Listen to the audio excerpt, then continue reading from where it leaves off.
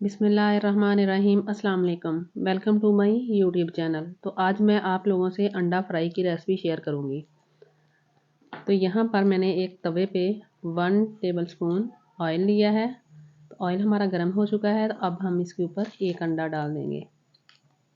तो यहाँ पर आपने फ्लेम को बिल्कुल लो रखना है, क्योंकि कुछ लोग अंडा फ्राई करते हैं तो वो फ्लेम को हाई ही रखते हैं, जिसकी वजह से आपका अंडा नीचे से जल जाता है, तो उसका टेस्ट भी अच्छा नहीं होता।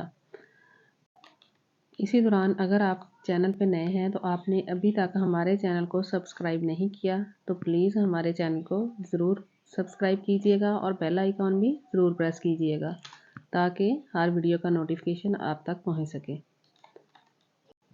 अगर आपको हमारी वीडियो अच्छी लगे तो प्लीज़ हमारी वीडियो को लाइक और शेयर ज़रूर किया करें। तो अब यहाँ पर हम इसके ऊपर नमक डाल देंगे और अब इसके बाद हम इसके ऊपर पीसी हुई काली मिर्च डाल देंगे।